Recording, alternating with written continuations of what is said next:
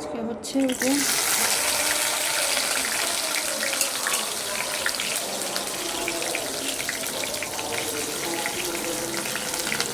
এখন একটু কলিজা আর জিহ্বা সব একসাথে করে এটা একটু ভুনা করে ফেলবো। তো আমি সব একই সাথে বসাই দিব, বেশি সময় নিব না।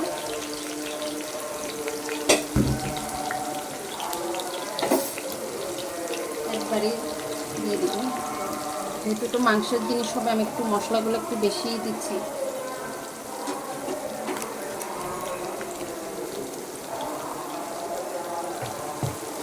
এগুলো একটু ভেজে নিব, তারপর হচ্ছে বাকি মশলাগুলো দেব।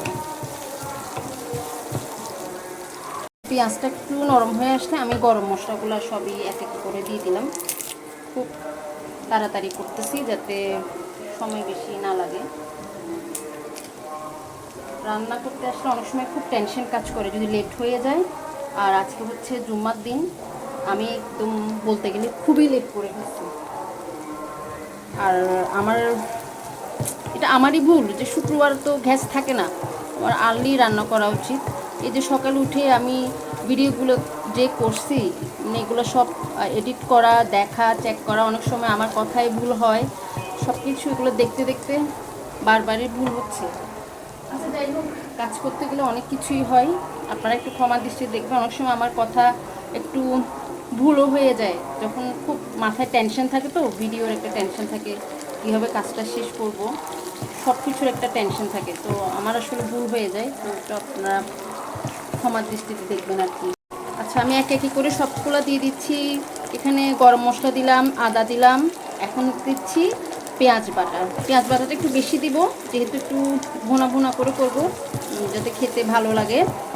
তো যেহেতু গরুর মাংসের জিনিস নেই, তো একটু মশলাটা একটু বেশি দেওয়া লাগে। আমি আদা, পেঁয়াজ, রসুন বাটা দিয়ে দিলাম। রসুন এখন দিচ্ছি, এখন জাস্ট পরিমাণ মতো করে রসুনটা দিচ্ছি। এগুলো ভুনা ভুনা হতে হতে বাকি মশলা। আচ্ছা আমি গুঁড়া মশলাগুলো দিয়ে দিলাম, হলুদ, মরিচ, আমার যতটুকু দরকার আমি দিয়ে দিচ্ছি পরিমাপ মতো করে। খুব দ্রুত রান্না করতেছি, খুব দ্রুত।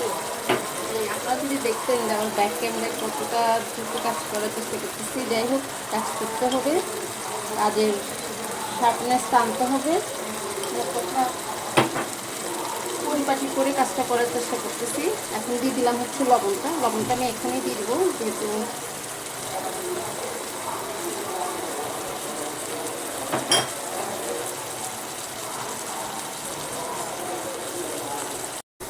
আচ্ছা এটাকে একটু ভালো করে, ভালো একটা স্মেল আসছে, যেহেতু আমি আমার পরিমাপ মতো করে মশলাটা দিয়ে দিচ্ছি। ভালোটা এটা একটু কষাতে থাকবো।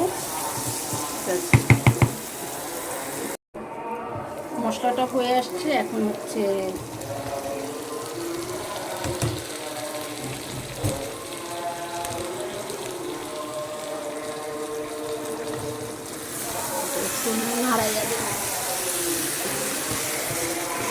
একদম কষা কষা ভুনা ভুনা করে খাবো।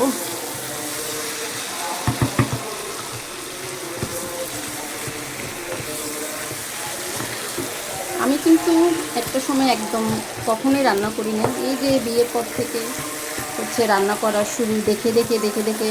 আর আমার বড় বোন থেকে আমি রান্না দেখতাম, ও কিভাবে রান্না করে সবসময় অনুসরণ করতাম, তো বলতে পারেন তাই আজকে এতটুকু করতে পারতেছি।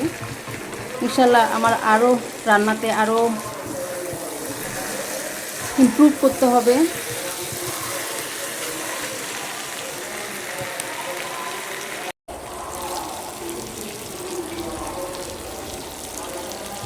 মাশাল্লাহ মাশাল্লাহ, অনেক সুন্দর একটা স্মেল আসছে। এখানে আমি একটু হালকা করে পানি দিব, যাতে একটু একটু ভালো করে ইয়া হয়ে আসে, চলে আসে। একটু পানি দেওয়া লাগবে সামান্য করে, মশলাটা না হয় নিচে দিয়ে একটু সামান্য করে, বেশি না, যেহেতু এটা বোনা করবো। একটু পানি দিলাম,